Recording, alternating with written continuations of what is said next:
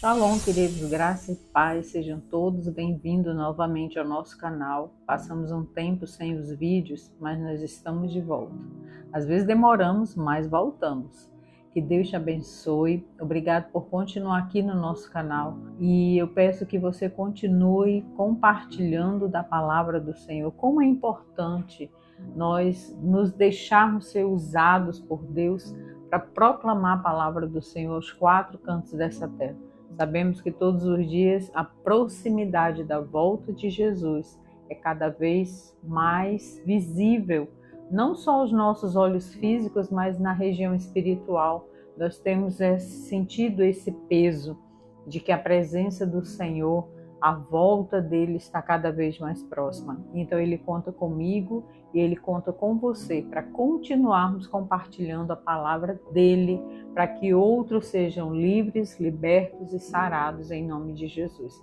E eu conto com você. E hoje nós vamos estar falando a respeito de eu sou uma linda construção. Você é uma linda construção nas mãos do construtor.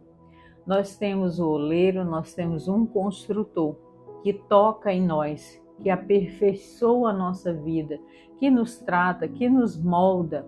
E eu quero ler com você Efésios 2:21, que diz assim: Deus está construindo uma casa e nela ele usa todos os tipos, independente de como chegamos aqui. Somos uma obra, queridos, todos nós, uma obra que continua em andamento.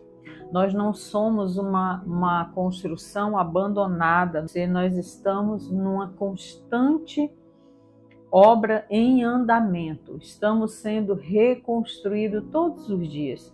Não importa o tempo que eu e você tenhamos na presença de Deus. Todos os dias nós somos moldados, todos os dias nós passamos por processo, pela obra de um processo transformador.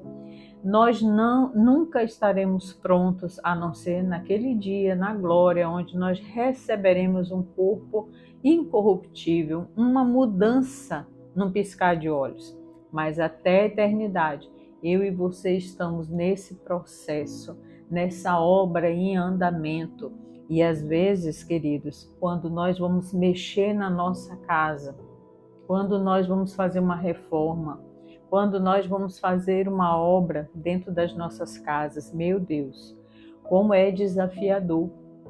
E para o construtor, para o nosso oleiro, para o nosso Senhor que pega, nos molda, nos transforma, nos ajusta, não é fácil também, porque muitas vezes nós vamos gritar, nós vamos reclamar, nós vamos murmurar dessa obra que está em andamento. Mas ela é mais que necessária, ela é fundamental para nós atingirmos o nível que o Senhor quer que eu e você estejamos.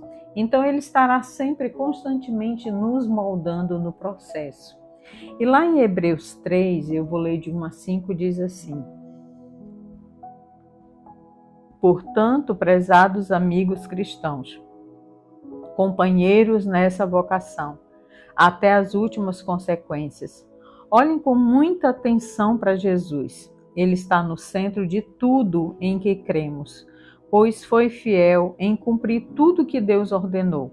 Moisés também foi fiel, mas Jesus tem maior honra. O construtor tem mais valor que a sua obra. Toda casa tem um construtor, mas o construtor por trás de tudo é Deus. Moisés fez um bom trabalho na casa de Deus, mas foi um trabalho de servo, deixando as coisas preparadas para aquele que haveria de vir, que é Cristo, o Filho. Ele tem a responsabilidade da casa. Meu Deus, o construtor. Ele diz aqui na sua palavra que o construtor por trás de tudo é Deus. É Ele que ajusta essa casa que nós moramos, essa casa em que Ele nos deu esse corpo, essa alma e espírito que Ele formou em nós. E o Espírito Santo veio habitar nessa casa justamente para fazer esse processo da construção em nós, de mudar e de transformar aquilo que é necessário. Às vezes, quando nós mexemos em algo na nossa casa, nós ficamos sem gostar tanto do processo, da mudança, da situação como ficou. Às vezes, uma obra fica mal feita, porque ela é feita por mãos de homens. Mas, quando o Senhor mexe em mim, quando o Senhor mexe em você, nós temos a certeza e a garantia de que essa obra será, no final, gloriosa. Amém? Essa é a função do nosso construtor. E esse construtor é Cristo. A responsabilidade de mudar eu e você está nas mãos do nosso construtor. E o construtor, como diz aqui, ele tem um valor maior que a sua obra. E acontece que Deus está nos limpando. E tudo que não é necessário em nós vai precisar sair. Porque a obra será uma marca do seu, a obra dele ficará como uma peça-chave na nossa construção. O que Deus quer quando ele mexe em nós no processo? Ele quer nos transformar todos os dias para sermos mais parecidos com ele. Esse é o plano do construtor, pegar eu e você, mexer nas nossas estruturas, mexer naquilo que não é necessário estar dentro de nós, mudar, arrancar, limpar, exterminar dentro de nós aquilo que não combina com ele, com o seu caráter, com a pessoa do Espírito que habita dentro de mim, de você. Então, é ele que tem o total interesse em nos moldar e nos fazer um vaso de honra, um vaso parecidos com ele.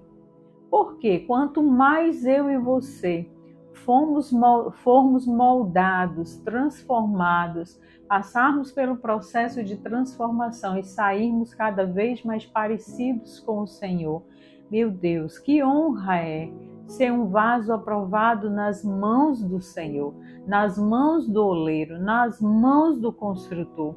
Podemos às vezes dar trabalho, queridos, para Deus, e damos muito trabalho. Até o Senhor conseguir arrancar em nós, vai doer tantas vezes. Nós vamos gritar muitas vezes que não queremos, mas é necessário passar por todo esse processo. Obras, elas são desconfortáveis e terá situações que nós vamos dar chiliques. É verdade, nós damos chiliques. E quando nós fizermos isso, é que nós vamos perceber que isso já não combina mais, porque nós temos a presença de Deus. A vida de Deus em nós não vai combinar que eu e você demos chiliques diante das obras que são desconfortáveis, sim. Vai doer, sim, o processo de mudança. Vai fazer bagunça, vai fazer barulho, vai ser desconfortável, mas quando nós pensarmos em dar um chilique por causa dessa obra que está sendo mexida, por conta dessa renovação do processo, você vai perceber por que eu estou me comportando assim. Isso não combina com a pessoa de Deus que habita dentro de mim. Essa reclamação do processo não combina mais comigo. Eu tenho uma pessoa de Deus habitando em mim, porque eu estou me comportando dessa forma. E aí, queridos, é que nós vamos lá para Mateus 3, e eu vou ler do 7 ao 10, e diz assim: quando João soube que um grupo de saduceus e fariseus estava interessado no batismo, que parecia ter virado moda, ele esbravejou: raça de serpente, o que vocês pretendem rastejando até o rio? Acham que um pouco de água nessa pele de cobra vai fazer alguma diferença? Será que você pensa que vai mudar algo? É a vida de vocês que precisam mudar, não é a pele. E nem pensem que vocês podem melhorar a situação invocando Abraão como pai. Ser descendente de Abraão não muda nesse caso. Os descendentes de Abraão são muitos. mas até essas pedras Deus pode fazer descendente de Abraão. O que conta mesmo é a vida de vocês mostra frutos. Se estiver como madeira morta, só serve para o fogo. O que João Batista estava dizendo para eles? Não é só vocês mergulharem na água. João Batista estava chamando a atenção da hipocrisia dos saduceus e fariseus, achando que aquilo virou modinha, o batismo era uma modinha, e que agora eu também quero, eu também posso fazer.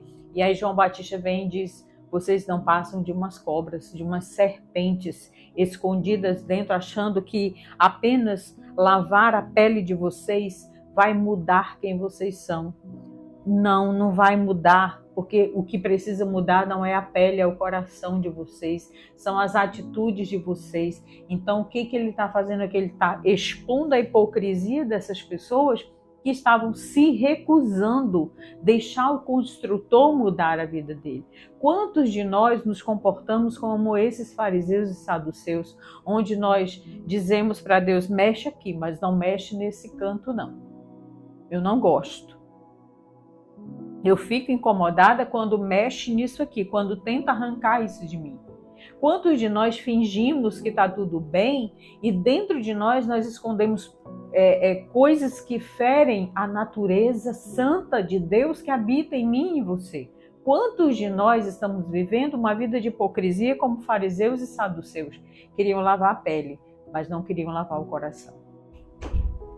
Então, queridos, quantos de nós hoje estão vivendo essa vida rasa, essa vida espiritual sem profundidade, onde você não permite que a limpeza seja feita e às vezes você até diz: limpa aqui por fora, mas lá dentro tá igual aquele sepulcro caiado, onde a palavra de Deus diz que é belo por fora, mas por dentro dele existe morte. Muitos de nós estamos nos comportando como uma sepultura, que é muito enfeitada por fora e por dentro só existe morte, só existe podridão.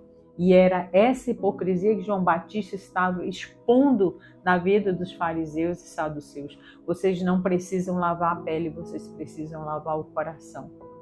Vocês precisam de arrependimento, porque apenas o arrependimento vai mudar verdadeiramente quem vocês são em Deus. Não é o que você quer, é o que Deus quer. Não é o que você, que é a obra, deseja. É aquilo que o construtor deseja fazer. Amém, queridos? E aí, essa semana passada, na jornada bíblica que nós estamos fazendo, eu li Êxodo 13:17. E como Deus falou comigo nesse versículo, que a princípio nem parecia algo assim tão uau, mas aí quando eu meditei nisso aqui, eu vi uau, isso aqui é profundo demais. E eu quero falar um pouquinho com você a respeito disso aqui. Depois que Faraó deixou o povo sair, Deus não conduziu pelo caminho mais curto que passava pela terra dos fariseus, pois ele pensou: se o povo deparar com a guerra, mudará de ideia e vai querer voltar para o Egito. Quando eu li isso, na hora o Espírito Santo falou uma frase ao meu coração. Ele disse que o caminho curto seria sempre o caminho da desistência. Meu Deus, eu fiquei impactado com essa frase. Eu cheguei até a postar no meu Instagram. Eu fiquei muito impactada porque eu vi o zelo de Deus dizendo: se eu levar eles pelo caminho mais curto, mais fácil, onde eles vão encontrar coisas que eles não estão prontos para ouvir, para ver e para lutar, para se defender, eles vão desistir. E aí essa frase veio: o caminho mais curto sempre será o caminho da desistência. Esse povo, ele vinha de mais de 400 anos que eles estavam debaixo de um jugo de escravidão no Egito. era quando Deus tinha levado toda a família de Jacó e José para o Egito, e lá passaram-se 400 anos em que esse povo estava debaixo de escravidão na mão de Faraó. Esse povo estava saindo agora da escravidão, porque Deus estava levando eles pelo deserto, tinha livrado eles com mão poderosa das mãos de Faraó, e agora o Senhor estava conduzindo pelo deserto, e Deus pensou: se eu levar eles para o caminho onde eles já vão dar de cara com outro inimigo, a mentalidade de escravo deles, a mentalidade deles não está pronta para guerrear, não está pronta para encarar o desafio de um inimigo, porque eles vão desejar voltar para a escravidão. Eles não estavam prontos, a mentalidade desse povo não estava, ela estava condicionada a servir um rei, a servir o faraó. Eles seriam incapazes de guerrear suas próprias guerras. Primeiro, eles estavam desarmados fisicamente, emocionalmente e espiritualmente. A mente deles era pronta não para governar, mas para serem governados. Então, como é que agora eles iriam enfrentar esse inimigo? E Deus então precisou primeiro prepará-los, porque eu e você, nós não nascemos nós não nascemos para ser governados, nós nascemos para governo, para governar as situações. Deus, desde a criação, ele disse que o homem governaria, dominaria sobre todas as coisas.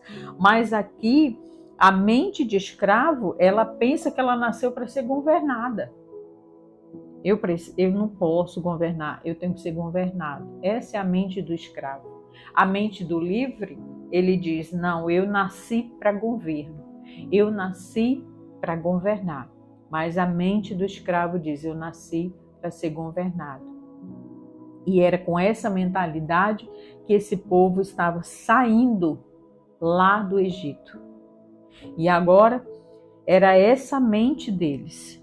Mas o que Deus quer nos ensinar com tudo isso é que nós não vamos poder fugir para sempre das provas. Se nós ficarmos sempre reprovadas nelas, como o povo no deserto foi reprovado, porque esse povo foi reprovado. Esse povo não foi aprovado na sua batalha. Muitos deles se perderam pelo caminho no deserto. Olha só, Hebreus, ainda em Hebreus 3, lá de 6 a 11, eu vou ler para você. Agora basta que nos apeguemos com firmeza e essa ousada confiança, estamos em casa. E é por isso que o Espírito Santo diz: hoje, por favor, ouçam, não feche os ouvidos como na revolta amarga, o tempo de provação no deserto. Ainda que eles tivessem observado o meu trabalho por 40 anos, os seus antepassados não me permitiram agir do meu modo e muitas vezes testaram a minha paciência. Eu fui provado, fui muito provado. Eu disse: o coração deles nunca vai estar comigo. Eles se recusam a andar nos meus caminhos. E irritado jurei: eles nunca vão chegar ao seu destino, nunca vão conseguir se sentar e descansar. Esse povo que deu esse trabalho todo de construção para o Senhor, esse povo que tinha essa mentalidade murmuradora, escrava, eles deram muito trabalho ao Senhor, eles provaram demais a paciência do Senhor, até o ponto de Deus dizer: vocês não vão entrar em Canaã, porque vocês têm mentalidade de gafanhoto. E sabe, quando nós nos olhamos como gafanhoto, sabe o que Deus diz para mim e para você? Se você tem mentalidade de gafanhoto, você não tem capacidade para entrar na terra que eu te prometi. Onde é o lugar do gafanhoto? Morrer no deserto. E foi isso que aconteceu com esse povo. Eles provaram demais a paciência do Senhor e eles disseram: quando era para eles conquistarem aquilo que Deus queria que eles conquistassem, quando Deus queria que eles governassem, esse povo disse simplesmente: nós somos como gafanhotos diante desse inimigo. Então Deus disse para eles: sim, sim, vocês são gafanhotos? Então o lugar de gafanhoto é no deserto. E é lá que gafanhoto morre.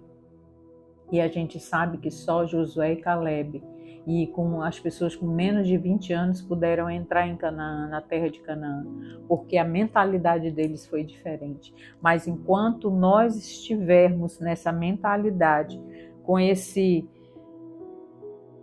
discurso de gafanhoto, nós não vamos conquistar, nós não vamos avançar nos nossos processos. E esse processo, esse percurso que esse povo tinha que fazer era um percurso curto, mas eles passaram 40 anos peregrinando por uma terra. Era um percurso curto, mas ele se tornou longo por causa da desobediência e da mentalidade reprovada, da murmuração e do medo. Esse povo não conseguia se olhar como guerreiros, como aqueles que estavam prontos na batalha, porque o Deus deles ia com eles pelo deserto. O Deus deles não abandonou eles no deserto, apesar de toda infidelidade, de toda murmuração. Apesar desse povo tendo visto todo o poder de Deus para retirá-los da mão da escravidão, Deus dando a provisão da nuvem durante o dia para refrescar, para amenizar o calor, para eles não desistirem do processo da sua jornada, a coluna de fogo à noite, né? Eles reclamavam de tudo. À noite era para clarear e para aquecer, porque o deserto é frio à noite. E de dia era preciso se refrescar com a nuvem. Mas esse povo, vendo tudo isso, nada era suficiente para eles. O construtor tinha sempre que recomeçar a obra neles de novo e de novo. Sempre Deus tinha que recomeçar por conta da murmuração. Deus estava querendo moldar, construir um povo forte, um povo que tinha a sua crença inabalável, a sua fé forte, fortalecida no Senhor. Esse povo, Deus levou eles para o pé do monte e disse: ouçam a minha voz. Mas quando esse povo começou a ouvir a voz, eles começaram a tremer de medo. Eles não quiseram, disseram: Moisés e Arão, ouçam por nós. Moisés, ouve por nós, nós vamos morrer. Nós não somos capazes de abrir os nossos ouvidos para o que Deus quer falar conosco. Fale você através para os nossos corações. Meu Deus, misericórdia. Amados, e como teve a provisão na jornada do povo de Israel, teve a nuvem e a coluna de fogo. Não pense que você está sozinho quando você estiver no processo, nessa reforma, nessa obra que o construtor está fazendo em você. Lembre-se que tem sempre provisão. Não se desespere no percurso. Mantenha os seus olhos atentos na palavra de Deus. Mantenha os seus olhos fixos no eterno. Esse povo se desesperava. Esse povo perdia a fé, perdia o ânimo, ficava desanimado quando eles tinham somente que acreditar que Deus estava fazendo uma convocação para estarem diante dele, para que ele pudesse falar face a face com esse povo. Deus quer falar comigo e quer falar com você todos os dias. E o que hoje Deus utiliza para falar comigo e com você? A palavra. A palavra. E nós não podemos viver longe da palavra, porque é ela que vai nos refazer e é ela que vai nos guardar de 3 perigos. Perigos dos 3D. E eu vou te dizer o primeiro: a distração. Marcos 4, 23 e o 24 também, você pode ler. Marcos 4, 23 e 24. Ouça a palavra de Deus. Fique atenta ao que ela está nos dizendo. Nós estamos estudando o livro de Provérbios e que maravilha todos os dias termos a sabedoria dizendo: eu estou clamando, eu estou gritando. Não seja ignorante, tenha os seus ouvidos abertos a ouvir a minha instrução, porque ela te trará conhecimento, entendimento e sabedoria. Você não ficará distraído quando você estiver focado na palavra de Deus e no que ela está lhe dizendo. Você não se perderá distraído pelos quatro cantos, porque a distração, queridos, é o grande inimigo do nosso processo. A distração nos faz parar com o foco naquilo que Deus está fazendo no nosso processo de transformação. Então, abra bem os seus ouvidos, fique atento ao que a palavra de Deus diz. Nós temos tantas coisas hoje roubando a nossa atenção, trazendo a nossa vida para uma distração, e são muitas coisas que nos distraem. Nós nos distraímos com o celular, nós nos distraímos com televisão, nós nos distraímos com conversas, às vezes conversas que não nos edificam, em telefone conversando com pessoas que não têm nada para nos acrescentar. Hoje nós vemos a rede social sendo um dos grandes inimigos para nos distrair da palavra de Deus. Fique atento, não deixe a distração roubar a sua alegria de estar diariamente com a palavra do Senhor, ouvindo a palavra de Deus, lendo a palavra do Senhor, meditando nessa palavra, o que é que esse versículo falou ao meu coração.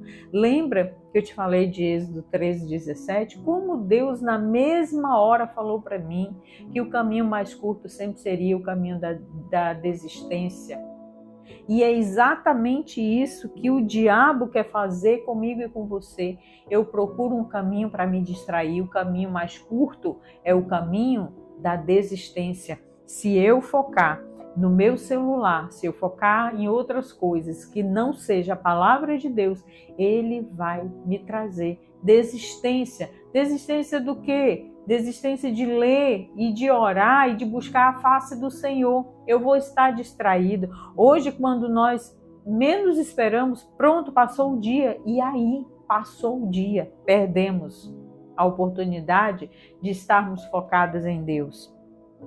Segundo o desânimo, Josué 1:9 diz que o próprio Senhor, na hora que Josué estava desanimado por causa da morte de Moisés, o seu líder, aquele que ele tinha caminhado de perto, aquele que ele conhecia de pertinho, aquele mentor amoroso, aquele mentor que não deixou faltar a alegria e a paz ao coração desse discípulo, Josué. Agora Deus teve que realmente aparecer para Josué e dizer: olha, Josué, seja forte e corajoso, eu sou contigo.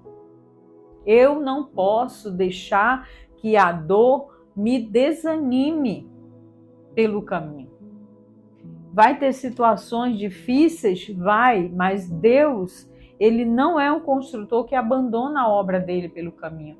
Deus não abandonou Josué quando Moisés morreu. Deus estava ali dizendo: Josué, não desanima, seja forte, seja corajoso, porque sou eu que vou te usar para conduzir esse povo até Canaã.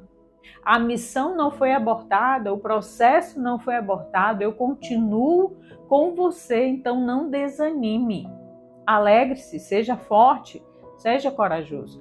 Queridos, nós estamos vivendo dias muito tenebrosos, situações dificílimas de ver, de encarar, de imaginar como será amanhã. Mas o que Deus está dizendo, o mesmo que diz para Josué, Ele está dizendo para mim e para você: seja forte, seja corajoso, não desanime, não desanime. E o terceiro D, que é o da desistência. Muitos de nós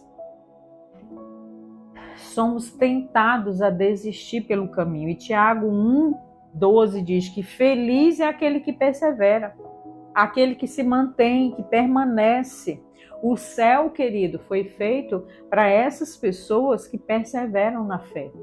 O céu é para os indesistíveis.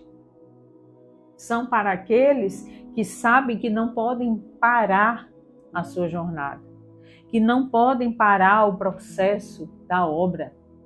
Deus quer nos provar, mas Ele quer nos provar para nós não desistirmos. Jesus não desistiu da sua missão só porque a vida dele não estava fácil, só porque ele estava sendo perseguido, só porque muitos iam contra ele, só porque muitos o odiavam. Jesus não desistiu. Ele foi até o fim na sua missão, no seu processo. No processo que Deus confiou a ele e que Deus confia um processo para nós também. E João 16:33 diz que nesse mundo mal vocês vão sempre ter dificuldades, mas fiquem firmes. Eu venci o mundo. É isso que Jesus está dizendo para mim, queridos. Vocês vão ter dificuldades, vocês vão passar por situações difíceis, mas não desanime. Fique firme. Vai ter sim luta, vai ter sim dificuldade, mas se ele venceu, nós também podemos vencer. É isso que Jesus está dizendo na palavra. Eu venci, eu derrotei isso aqui que o mundo te apresenta. Se eu venci, você também pode, porque eu estou em ti. Eu sou o teu maior interessado na tua vitória. Eu sou o teu maior intercessor. Eu estou à direita de Deus intercedendo para que você não desista. Eu estou aqui intercedendo e lutando para que você avance, para que você permaneça, porque o céu é de quem não desiste.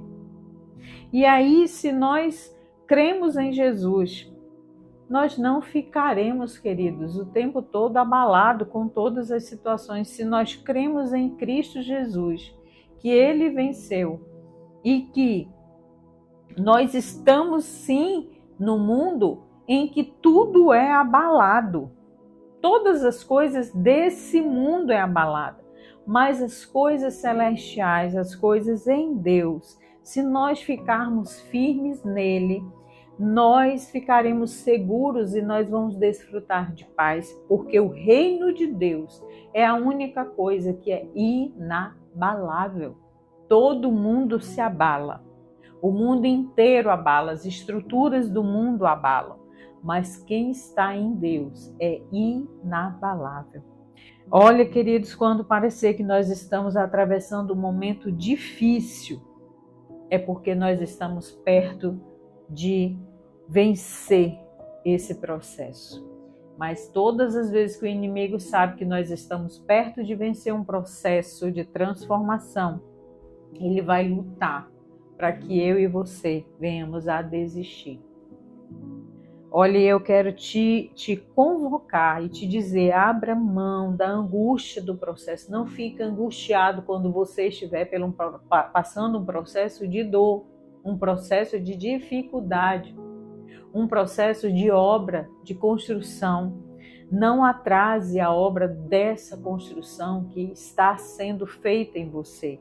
Avance para a próxima fase. Não permita que Satanás fique ali blindando você e paralisando você, para que o Senhor o tempo todo tenha que estar refazendo essa construção e essa obra. Não dê trabalho ao construtor. Qual é a lição que Deus quer que eu e você tenhamos? O que o Senhor quer nos ensinar durante o processo de construção? Essas as perguntas. Qual é a lição que o Senhor quer me ensinar nessa construção, nessa obra? O que o Senhor quer fazer? O que o Senhor quer me ensinar diante dessa situação? Essas são as perguntas. Queridos, nas reformas, meu Deus, se nós focarmos na reforma, vai ter muito desânimo. Durante, queridos, a reforma, nós focamos às vezes na sujeira, no desconforto dessa obra. Nós nos esquecemos desse projeto original lá no final, na beleza do projeto já pronto. Nós esquecemos como ele vai ficar, como essa obra vai ficar lá no final, quando ela estiver pronta. A gente está focado só no trabalho, na sujeira, no desconforto que ela nos dá. Mas o processo é Deus que vai providenciar o recurso até o final dessa obra. O projeto é dele, o recurso é dele, você só precisa passar sem murmurar, sem reclamar do processo, acreditar que Deus é com você, que nada vai faltar a você nesse percurso do processo. Olha, o que eu quero te dizer, desfrute o processo, desfrute esse processo com entusiasmo, porque no final você vai ver que vai valer a pena. Vai valer a pena. Nós deixarmos fazermos sujeira mesmo, ficar desconfortáveis, não tem problema, desde que você não desista de permitir o construtor agir dentro de você e mudar e arrancar aquilo que não é necessário permanecer. Amém, queridos? Eu quero orar com você, louvar a Deus por esse tempo da palavra do Senhor nas nossas vidas, porque eu espero que essa palavra tenha falado ao seu coração como ela falou ao meu coração. Amém? Pai, em nome de Jesus, eu quero nesse momento entregar ao Senhor as nossas vidas. Nós somos realmente, Pai, nós somos verdadeiramente uma obra linda, uma construção linda nas mãos do nosso Deus. Somos essa construção linda, somos uma obra inacabada, sim, meu Deus, mas nós queremos dizer, eis-nos aqui. Eis-nos aqui para que o Senhor dê andamento a essa obra. Nós sabemos que Tu é um construtor que não abandona a obra pelo caminho como tanta gente abandona, os arquitetos abandonam. Mas o nosso construtor, o nosso Deus eterno, jamais vai abandonar a nossa vida durante o processo. O Senhor é que nos garante, meu Deus, que não vai faltar o recurso para essa obra. Obrigada, porque o Senhor não desiste de nós. Meu Deus, o povo de Israel, durante o seu processo no deserto, eles provaram a tua paciência, eles extrapolaram todos os limites necessários. Mas obrigada, porque mesmo diante do desconforto das situações em que nós somos mexidos na nossa alma, mesmo diante desse desconforto, nós sabemos que o Senhor não vai abrir mão de continuar nos tratando. O Senhor é o Deus que não abandona a obra pelo caminho. Obrigada porque o Senhor tem paciência conosco. Obrigado porque o Senhor é o Deus que nos ama, independente de como nós estamos. Às vezes uma obra com rachaduras, com imperfeições, uma obra quebrada, uma obra dolorida, uma obra cheia de mazelas, uma obra, meu Deus, onde tem tantas imperfeições. Mas o Senhor nos ama ao ponto de dizer, eu posso refazer. Permita-me te refazer. Obrigada, meu Deus, por isso. Obrigada por não desistir. Mesmo quando nós somos falhos, murmuradores, mesmo quando nós temos mentalidade de escravo, mesmo quando nós não nos submetemos ao Senhor com toda paciência e amor, o Senhor vem, o Senhor fala e o Senhor trata. Obrigada por esse amor incondicional, por essa obra inacabada que sou eu, que é os meus irmãos. Mas o Senhor está trabalhando em nós, porque quando o Senhor voltar, o Senhor vai aperfeiçoar essa obra e nós seremos os filhos transformados pela glória e o poder do Senhor. Nós seremos a alegria do teu reino.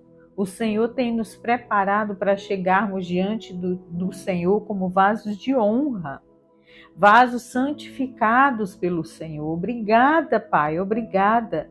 Não merecemos esse amor, mas eis-nos aqui todos os dias dispostos a obedecer ao processo dessa obra que é tão imperfeita, mas que no final nos trará e nos dará muitas alegrias. Aleluia. Amém, queridos? Deus abençoe, Deus fortaleça você na sua jornada. Não desista, você é uma obra linda que está em construção. E até que Cristo volte, nós estaremos sempre como uma obra inacabada, precisando das mãos do construtor. E Ele garante, não vai faltar nada. durante o seu processo. Amém? O Senhor te abençoe, o Shalom de Deus para a sua vida, sua casa. Ótimo final de semana e uma semana abençoada. E se o Senhor nos permitir, semana que vem nós voltaremos novamente. Shalom, shalom, graça e paz.